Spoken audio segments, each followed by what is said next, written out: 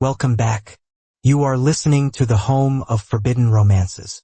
Prepare yourself, because tonight's story will leave you breathless. The blade of the obsidian dagger pressed cold and unforgiving against the soft skin of Lysander's throat, just enough to draw a single bead of blood, but not enough to kill yet. "Scream," King Cailan whispered, his voice a low rumble of thunder that vibrated through Lysander's chest, his golden eyes narrowing with a predator's dangerous curiosity. "Scream for your life, little Omega, and I might just let you leave this room with your dignity intact." Lysander trembled, his knuckles white as he gripped the velvet sheets of the king's massive four-poster bed, but his lips remained sealed in a stubborn, terrified line. He forced his breathing to remain shallow, staring up into the face of the man who had conquered his kingdom, the man who had been hunting for a flaw in Lysander's armor for 5 long, agonizing years. The silence stretched, heavy and suffocating, louder than any scream could ever be. It was a game of chess played on the edge of a precipice, and tonight the king had decided to flip the board. 5 years. It had been 1,825 days since the kingdom of Ethelgard fell to the obsidian armies of the north. In the smoke and ash of the burning capital, Lysander, the youngest prince of a slaughtered bloodline, had made a choice that defied the instincts of his biology. He had chosen silence. In this world, the voice of a prime Omega was said to be a siren's call, a biological trigger capable of sending an alpha into a possessive, mindless rut. To speak was to be claimed. To be claimed by the warlord Cailan, the Alpha King known as the Wolf of the North, was a fate worse than death. It meant becoming a breeding mare, a trophy locked in a gilded cage, his mind and soul erased by the crushing weight of a mating bond. So, Lysander had buried his voice. He had swallowed his screams when he watched his banners burn. He had choked back his pleas when he was dragged in chains to the northern citadel. He had presented himself as a defect, a mute Omega, damaged and useless for anything but menial labor. For 5 years it had worked. Lysander was no longer a prince. He was Servant 402, a shadow in the vast, echoing halls of the citadel. He polished the marble floors, he tended to the winter gardens, and he kept his head down. He wore heavy, scent-blocking collars that chafe his neck, masking the sweet, alluring scent of his pheromones with the bitter stench of suppressing herbs. He became invisible, or so he thought. The citadel was a place of dark grandeur, a sprawling fortress of black stone and Gothic arches that seemed to claw at the gray sky. It was cold, always cold, reflecting the heart of its master. King Cailan was a ruler of absolute authority. He was a man of terrifying presence, standing a head taller than his strongest generals, with broad shoulders and eyes the color of molten gold, eyes that missed nothing. Started subtly, as these things always do. Lysander had been assigned to the royal library, tasked with dusting the ancient tomes that lined the walls from floor to ceiling. It was a quiet job, one he cherished. The smell of old paper and ink was a comfort, a reminder of the life he had lost. He was high up on a rolling ladder, reaching for a dusty volume on political theory, when the door creaked open. The heavy, oppressive aura of an alpha flooded the room before the man even stepped inside. Lysander froze, his heart hammering a frantic rhythm against his ribs. King Cailan entered, his heavy boots making no sound on the plush rugs. He wasn't alone. He was accompanied by his Grand Vizier, an older beta with a nasally voice. "The southern territories are growing restless, my liege," the Vizier was saying. "They claim the taxation on grain is strangling them." Cailan grunted, moving toward his desk. He shrugged off his fur-lined cloak, tossing it carelessly onto a chair. "Let them starve then. Weakness is not a currency I accept." Lysander, perched on the ladder, tried to make himself part of the furniture. He held his breath, praying they wouldn't notice him. "But surely," the Vizier pressed, "a show of mercy." "Mercy is for those who can afford it," Cailan snapped. He sat down, pouring himself a glass of dark wine. "I will not have my authority questioned by peasants who cannot even defend their own borders." The conversation droned on, aggressive and unyielding. Lysander tried to tune it out, to focus on the book in his hand. But then, the vizier said something in the old tongue, the dead language of Ethelgard, Lysander's home. Asterisk, Ethzar Morvanali. Asterisk, the vizier had meant to say, the people are hungry, but his pronunciation was atrocious. He had actually said, the people are rabid dogs. It was a reflex, a momentary lapse in 5 years of discipline. Lysander flinched. His hand jerked, knocking the heavy book off the shelf. Thud. The sound echoed like a gunshot in the quiet library. Silence descended instantly.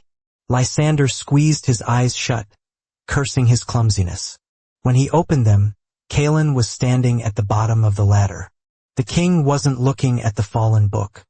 He was looking up at Lysander. "Come down," Kaelin ordered.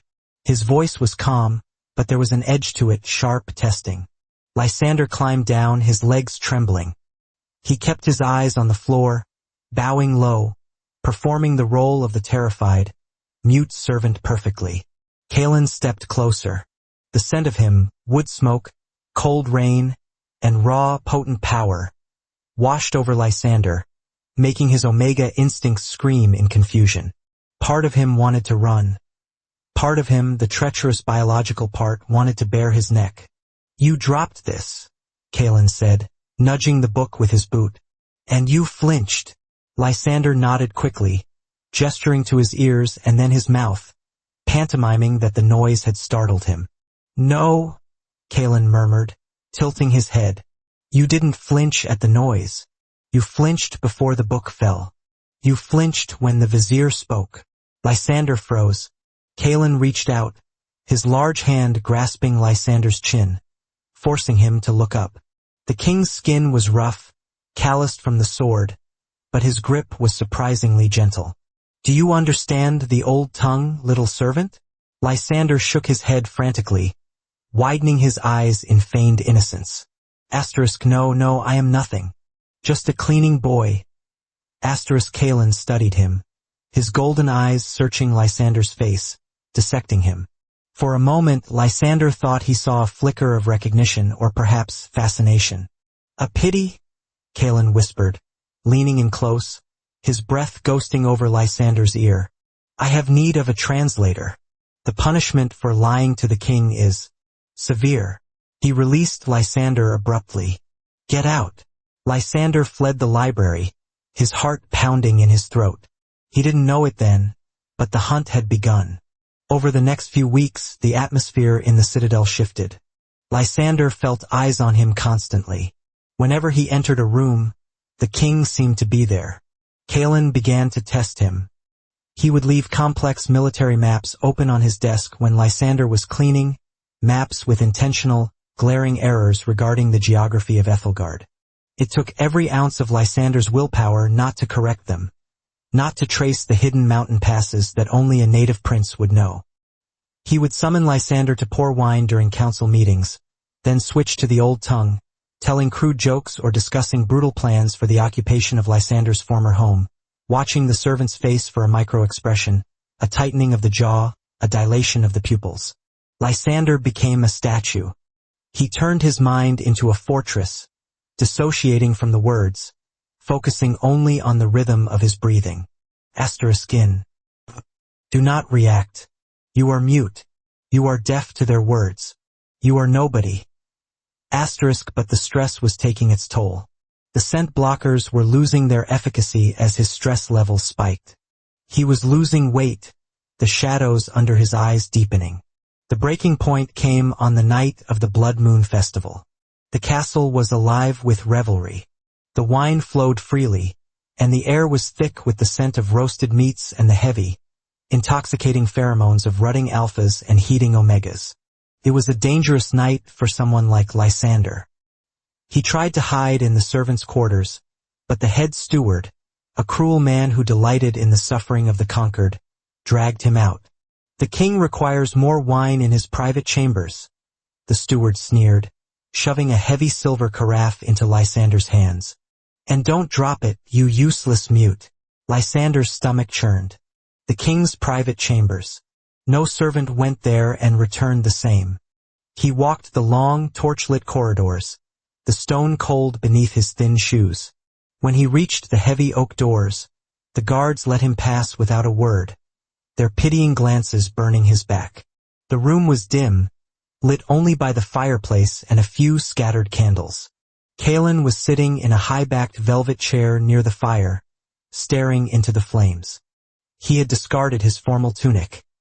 His white shirt was unbuttoned halfway, revealing a scarred, muscular chest. He didn't look up when Lysander entered. "Boo!"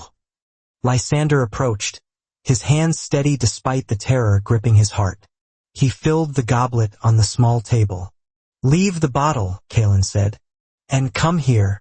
Lysander obeyed, stepping around the table to stand before the king. Kalen looked up. The firelight danced in his golden eyes, making them look like pools of liquid metal. He looked tired, not the fatigue of the body, but the weariness of a soul that has seen too much blood. 5 years, Kalen said softly. I have ruled this land for 5 years. I have crushed rebellions. I have executed traitors. I have bedded the most beautiful Omegas in the realm. And yet, he stood up, towering over Lysander. Nothing has intrigued me quite as much as the servant who has no voice. Lysander took a step back, but he bumped into the table. Trapped. Kalen stepped closer, invading his personal space. The alpha's pheromones were overwhelming now. Dominant, demanding, rolling off him in waves. It wasn't the aggressive stench of a common soldier. It was a rich, complex scent like cedarwood, dark chocolate, and the metallic tang of ozone before a storm. Lysander's knees went weak. His Omega biology, suppressed for so long, was waking up, responding to the proximity of a prime alpha. A flush crept up his neck. You smell different tonight, Kalen murmured, dipping his head to inhale near Lysander's scent gland. The herbs are wearing off. I can smell jasmine and rain. Lysander tried to move, but Kalen's hand shot out, wrapping around his waist, pulling him flush against the king's hard body. Let me go. Lysander wanted to scream, but he couldn't. He opened his mouth, but no sound came out. The habit of silence was a cage he had built too well. Still playing the game? Kalen whispered, his lips grazing Lysander's ear. I know who you are, Lysander. The name hit him like a physical blow. Lysander. He hadn't heard his own name in 5 years. I know you are the lost prince of Ethelgard. I know you studied strategy under General Varen. I know you were once renowned for your singing voice. Kalen pulled back slightly, locking eyes with him. And I know you are not mute. Lysander stared at him, horror dawning. It was over. The execution would be next. Or worse. Why? Kalen asked, his voice losing its mocking edge, replaced by a genuine, burning intensity. Why hide in the dust and the dirt? You could have bargained. You could have lived in luxury. Lysander shook his head. Asterisk luxury? As your whore? As a broodmare for your heirs? Never. Asterisk, you think I am a monster, Kalen said, reading the defiance in his eyes. You think I would have chained you to a bed and forced you to bear my pups. Lysander didn't blink. Yes. Kalen let out a dark, bitter laugh. Perhaps you are right. That is the way of our world, isn't it? The strong take, the weak submit. He released Lysander, turning his back to walk toward the bed. He picked up the obsidian dagger from the bedside table. But I am tired of easy submissions, Kalen said, turning back. The blade glinted in the firelight.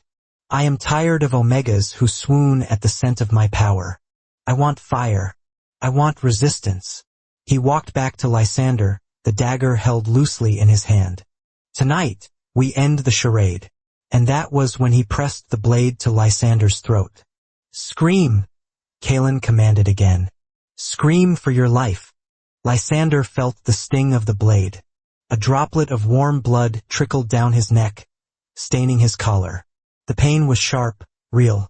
If you are truly mute, Kalen whispered, his face inches from Lysander's, then you will die here, silent and forgotten. I will bleed you out on this rug, and tomorrow I will find a new servant. But if you speak, if you defy me, everything changes. It was a test. A brutal, twisted test. If Lysander stayed silent, he died a martyr to his own pride. If he spoke, he admitted the deception, he revealed his status, and he opened himself up to the claiming. But looking into Kaelin's eyes, Lysander saw something else. He didn't see just a killer. He saw a man who was desperately lonely, a man who was begging to be challenged. The blade pressed harder.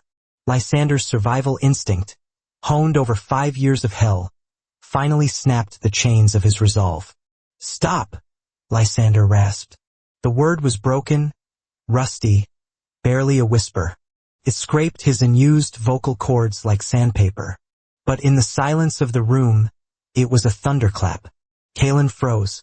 His eyes widened, pupils blowing wide, eclipsing the gold. The sound of that voice, even damaged, even fearful, sent a visible shockwave through the Alpha. The dagger didn't move, but the king's hand trembled. Again, Kaelin breathed, his voice thick with sudden, overwhelming desire. "Stop it," Lysander said, louder this time.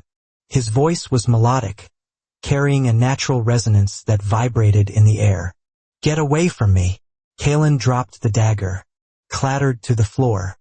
He stepped back, running a hand through his hair, looking at Lysander as if he were seeing a ghost or a god.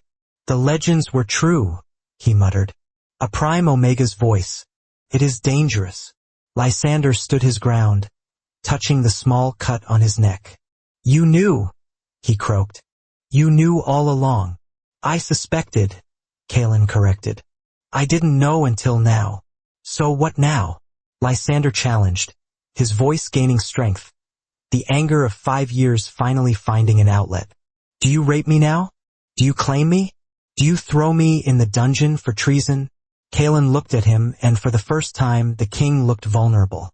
The aggressive posture softened. "No." "Then what?" "Now," Kaelin said, "we talk. I have nothing to say to a tyrant." "You have plenty to say," Kaelin countered, a small smirk touching his lips. "You have 5 years of insults stored up, I imagine." He went to the table, poured a second glass of wine, and held it out. It was an offering. Peace treaty. "Drink," Kaelin said. "Soothe your throat. You have a lot of explaining to do, Prince Lysander." Lysander hesitated. He looked at the door. He could try to run, but he wouldn't make it past the guards. He looked at the dagger on the floor. He could try to kill the king, but Kaelin would snap his wrist before he even lifted the blade. He looked at Kaelin. The Alpha wasn't advancing. He was waiting, respecting the boundary. Lysander took the glass. His fingers brushed Kaelin's, and a spark of electricity, pure, fated connection, jumped between them. Both men flinched, but neither pulled away. "Why?" Lysander asked again, taking a sip of the wine. The liquid was rich and warm, soothing the scratch in his throat. "Why go to these lengths just to make me speak?" Kaelin walked to the window, looking out over the dark kingdom he ruled. "Because," he said quietly, his back to Lysander, "I have a kingdom of voices that tell me only what I want to hear. Lies, flattery, fear. I needed to know if there was one person in this world brave enough to keep a secret from me." He turned back, his expression intense. "And because, from the moment I saw you in the library, even covered in dust and smelling of bitter herbs, my wolf recognized you." Lysander's breath hitched. "Soulmates?" he whispered, the word tasting like a curse. "Perhaps," Kaelin said. "Or perhaps just two people who are tired of pretending." The king walked slowly back to him. He didn't touch him this time. He stopped a foot away. "I will not claim you, Lysander. Not tonight. Not ever, unless you ask for it." "I will never ask for it," Lysander spat. "We shall see," Kaelin replied, the challenge returning to his eyes. "But for now, you are no longer a servant. You are my guest. And tomorrow you will start using that voice of yours. My council is full of idiots. I could use a prince's perspective." Lysander stared at him, stunned. The dynamic had shifted so violently he had whiplash. The fear was still there, but it was mingling with something else. Curiosity, and a strange, reluctant respect. And if I refuse? Then you can go back to scrubbing floors, Kaelin shrugged. But I think you're too smart for that. You didn't survive 5 years of silence just to die on your knees. You survived to stand. Lysander looked at the king, really looked at him. He saw the monster the world feared, but he also saw the man beneath the crown. A man who was offering him a weapon instead of chains. Lysander finished the wine and set the glass down with a definitive clink. The tax on the southern grain, Lysander said. His voice steady, regal, the voice of a prince returning from the dead. It's too high. If you want to stop the rebellion, you need to lower it by 10% and offer a subsidy for the winter planting. Kaelin smiled. It wasn't a cruel smile. It was a smile of genuine delight. And so it begins, the king said. And that is how the viper tamed the wolf. If you enjoyed seeing Lysander take control of his destiny, destroy that like button. And tell me in the comments. Would you forgive a husband who tried to kill you just to hear your voice? I'll be reading your answers. Subscribe for the next chapter. Until then.